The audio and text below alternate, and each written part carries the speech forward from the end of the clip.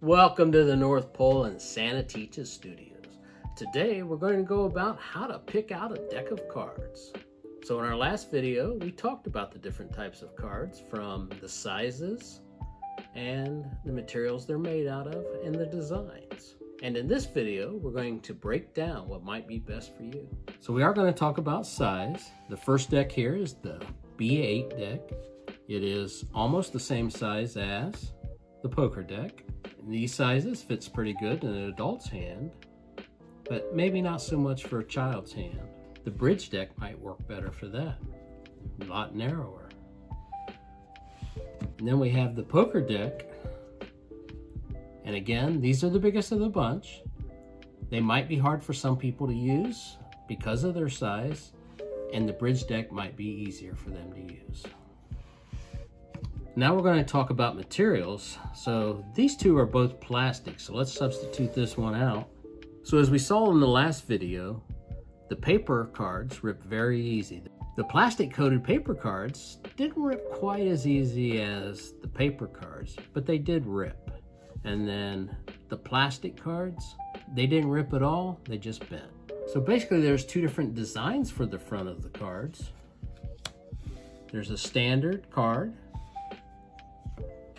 There's jumbo cards, a lot easier to see if you've got problems with your eyesight.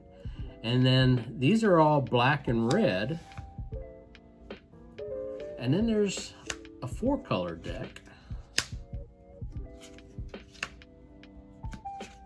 that makes it even easier to see each of the different colors. And then you can see that the face cards are pretty standard. This deck has actually got an entirely new look for face cards. And then the back of the cards, everybody has a different style.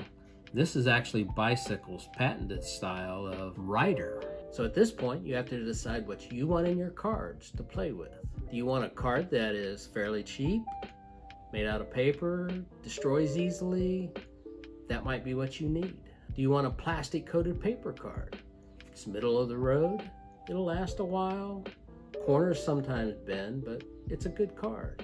Or do you want the high dollar card, all plastic? It'll last a long time.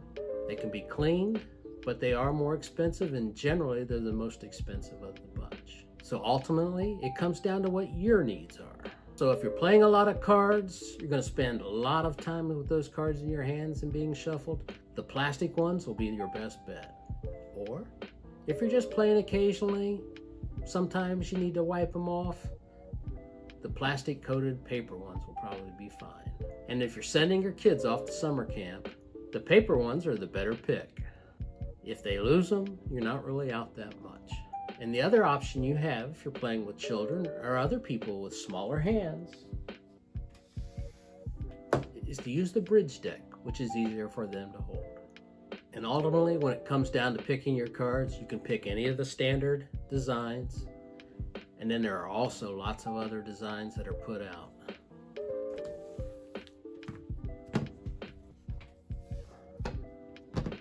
The design doesn't affect the functionality of the cards.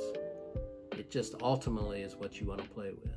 When it comes down to picking our cards, we want to look at how durable they are, how much they cost, and what design we like. And in the next video, we'll go over some specific brands and the price points that they service, from high dollar to low dollar, and does price really matter? After all, it's just playing cards and having fun doing it. And as always, thank you for coming and watching our videos. Don't forget to subscribe. And beware, I'm checking my list. I'm checking it twice, and I'm going to find out who's naughty or nice.